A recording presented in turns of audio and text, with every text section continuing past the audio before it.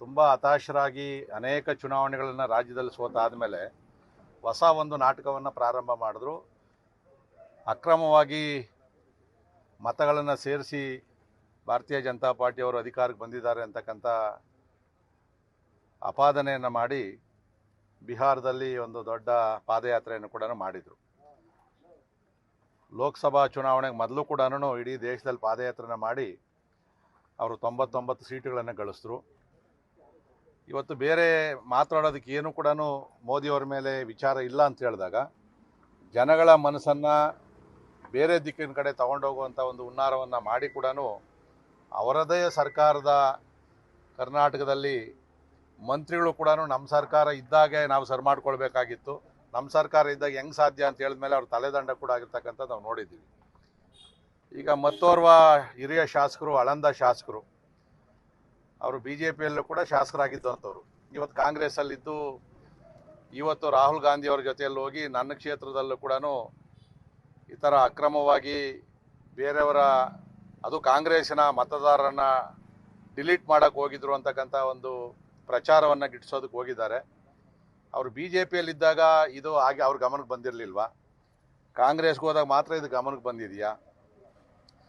ಇವತ್ತು ರಾಹುಲ್ ಗಾಂಧಿಯವ್ರು ನೋಡ್ರಿ, ವೆಸ್ಟ್ ಬೆಂಗಾಲ್ ಮೇಲೆ ಅವರು ಆಪಾದನೆ ಮಾಡಿಲ್ಲ, ಅಲ್ಲಿ ಮತಗಳ್ಳತನ ಆಗಿದೆ, ಯಾಕಂದರೆ ಅವರು ಇಂಡಿ ಕೂಟದ ಸದಸ್ಯರು. ಜಮ್ಮು ಕಾಶ್ಮೀರ ಎಲೆಕ್ಷನ್ ಆಯಿತು, ಅಲ್ಲೂ ಕೂಡ ಅವರು ಅದರ ಬಗ್ಗೆ ಆಪಾದನೆ ಮಾಡಲಿಲ್ಲ. ತೆಲಂಗಾಣದಲ್ಲಿ ಚುನಾವಣೆ ಆಯಿತು, ಕಾಂಗ್ರೆಸ್ ಸರ್ಕಾರ ಬಂತು, ಅಲ್ಲೂ ಕೂಡ ಮತಗಳ್ಳತನದ ಆಪಾದನೆ ಮಾಡಲಿಲ್ಲ.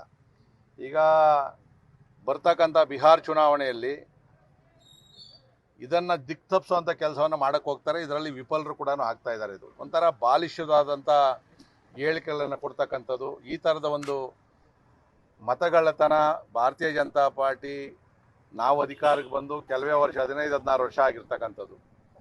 60 ವರ್ಷ ನೀವು ಅಧಿಕಾರದಲ್ಲಿ ಬಂದಾಗ ನೀವೇನೇನು ಮಾಡಿದ್ರಿ ಅಂತೇಳಿ ನಮಗೂ ಕೂಡ ಇತಿಹಾಸ ಗೊತ್ತಿರ್ತಕ್ಕಂಥದ್ದೇ. ಮತ ಬಾಕ್ಸ್ಗಳನ್ನೇ ನೀವೆಲ್ಲ ಅಪಹರಣ ಮಾಡ್ತಾಯಿದ್ರಿ, ಮತಗಟ್ಟೆಗೆ ನುಗ್ಗಿ ನೀವೇ ರಿಗ್ಗಿಂಗ್ಗಳನ್ನು ಮಾಡ್ತಾ ಇರ್ತಕ್ಕಂಥದ್ದು ಇಂದಿನ ಪತ್ರಿಕೆಗಳನ್ನು ತೆಗೆದು ನೋಡಿದ್ರೆ ಗೊತ್ತಾಗ್ತದೆ.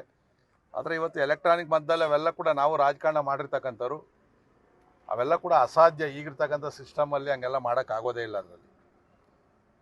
ಸೊ ಅದಕ್ಕೆ ಇವತ್ತು ಏನು ಈ ಬಾಲಿಶವಾದಂಥ ಹೇಳಿಕೆಯನ್ನು ಕೊಡ್ತಾ ಇದ್ದಾರೆ, ಅದನ್ನು ಯಾರು ಕೂಡ ಭಾಳ ದೊಡ್ಡ ಮಟ್ಟದಲ್ಲಿ ಪರಿಗಣನೆಯನ್ನು ಮಾಡ್ತಾ ಇಲ್ಲ.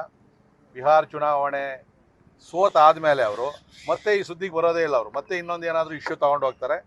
ಸೊ ಇದಕ್ಕೋಸ್ಕರ ಯಾರು ಕೂಡ ಇದರ ಬಗ್ಗೆ ಗಮನ ಹರಿಸೋವಂಥ ಅವಶ್ಯಕತೆ ಇಲ್ಲ ಅಂತಕ್ಕಂಥದ್ದು ನನ್ನ ವೈಯಕ್ತಿಕ ಅಭಿಪ್ರಾಯ. ಜೊತೆಯಲ್ಲಿ ನಿನ್ನೆ ಸನ್ಮಾನ್ಯ ಮೋದಿಜಿಯವರ 75ನೇ ವರ್ಷದ ಹುಟ್ಟುಹಬ್ಬವನ್ನು ಇಡೀ ದೇಶ ವಿದೇಶಗಳಲ್ಲಿ ಸಂಭ್ರಮದಿಂದ ಆಚರಣೆ ಮಾಡ್ತಾ ಇರಬೇಕಾದ್ರೆ ಭಾಳ ವ್ಯಂಗ್ಯವಾಗಿ ಕಾಂಗ್ರೆಸ್ನವರು ಕ್ಷೇತ್ರವಾರು ಪಕೋಡಗಳನ್ನು ಮಾರಿ ನಿರುದ್ಯೋಗಿಗಳಾಗಿದ್ದೀವಿ ಅಂತೇಳಿ. ಖಂಡಿತ ಮೋದಿಜಿಯವರು ಪ್ರಧಾನಿ ಆಗಿರೋವರೆಗೂ ಕಾಂಗ್ರೆಸ್ ಅವ್ರಿಗೆ ನಿರುದ್ಯೋಗನೇ, ಅವ್ರಿಗೆ ಯಾವುದೇ ಅಧಿಕಾರ ಸಿಗೋದಿಲ್ಲ. ಅದನ್ನು ಅವರು ಸ್ಪಷ್ಟವಾಗಿ ಅವರೇ ಹೇಳ್ಕೊಂಡವ್ರೆ. ಅವರು ದೇಶದ ಯುವಕರಿಗೆ ನಿರುದ್ಯೋಗ ಅಲ್ಲ, ಕಾಂಗ್ರೆಸ್ ನಿರುದ್ಯೋಗಿಗಳಾಗಿದ್ದೀವಿ ಅಂತೇಳಿ. ಮೋದಿಜಿಯವ್ರಿಗೆ 75 ವರ್ಷ ಆಗಿಲ್ಲ, ಅವ್ರಿಗೆ ಇನ್ನೂ 27 ವರ್ಷದ ವಯಸ್ಸು ಅಂತ ಅಂದ್ಕೊಂಡಿದ್ದೀವಿ ನಾವು. ಅದು ಅವ್ರಿಗೆ ಆತಂಕ ತಂದಿರ್ತಕ್ಕಂಥದ್ದು. ಮೊನ್ನೆ ನಮ್ಮ RSSನ ಮುಖ್ಯಸ್ಥರು ಭಾಗವತ್ ಅವರು ಹೇಳಿದ್ದಾರೆ, 75 ವರ್ಷದ್ದು ಮ್ಯಾಂಡೇಟ್ರಿ ಏನಿಲ್ಲ ರಾಜಕಾರಣದಲ್ಲಿ ನಿವೃತ್ತಿ ಆಗೋದಕ್ಕೆ. ಅದಾದಮೇಲೆ ಇನ್ನೂ ಕೂಡ ಅವರು ಆತಂಕಕ್ಕೆ ಒಳಗಾಗಿರ್ತಕ್ಕಂಥದ್ದು. ಸೊ ಅವರು ಏನೇ ಮಾಡಿದ್ರು ಕೂಡ ಮೋದಿಜಿಯವರು ಇನ್ನೂ 16 ವರ್ಷ ಈ ದೇಶದ ಚುಕ್ಕಾಣಿಯನ್ನು ಹಿಡಿಬೇಕು ಅಂತಕ್ಕಂಥದ್ದು ನಮ್ಮೆಲ್ಲ ಕಾರ್ಯಕರ್ತರದು. ಮತ್ತು ಬೇರೆ ದೇಶದ ಯಾರ್ಯಾರು ಪ್ರಧಾನಿಗಳು, ಅಧ್ಯಕ್ಷಗಳಿದ್ದಾರೆ ಅವರು ಕೂಡ ವಿಶ್ ಮಾಡಿದ್ದಾರೆ. ಇನ್ನೂ 16 ವರ್ಷದ ಕಾಲ ತಾವು ಭಾರತದ ಮತ್ತು ವಿಶ್ವದ ನಾಯಕರಾಗಬೇಕು ಅಂತಕ್ಕಂಥದ್ದು. ಸೊ ಈ ದೃಷ್ಟಿಯಿಂದ ರಾಹುಲ್ ಗಾಂಧಿಯವರ ಮಾತನ್ನು ಸೀರಿಯಸ್ಸಾಗಿ ಕಾಂಗ್ರೆಸ್ಸಲ್ಲೇ ಯಾರು ಕೂಡ ತಗೊಳೋದಿಲ್ಲ. ಯಾರು ಧೈರ್ಯವಾಗಿ ಹೇಳೋಕ್ಕಾಗ್ತಾಯಿಲ್ಲ, ಯಾಕಂದರೆ ಧೈರ್ಯವಾಗಿ ಹೇಳಿದ್ರೆ ಸಸ್ಪೆಂಡ್ ಮಾಡ್ತಾರೆ. ಆ ದೃಷ್ಟಿಯಿಂದ ಕ್ಷೇತ್ರದ ಜನತೆ ಹೇಳ್ತಾವ್ರೆ, ಯಾಕೆ ಹಿಂಗೆ ಸುಳ್ಳು ಹೇಳ್ತಾವ್ರೆ ರಾಹುಲ್ ಗಾಂಧಿಯವರು, ನಾವು ಮುಖ ಎತ್ಕೊಂಡು ಕ್ಷೇತ್ರದಲ್ಲಿ ಓಡಾಡೋಕ್ಕಾಗಲ್ಲ ಅಂತೇಳಿ. ಮತ್ತು ಅದನ್ನು ಹೇಳೋವಂಥದ್ದೇರೆ ಯಾರಿಗೂ ಕೂಡ ಇಲ್ಲ.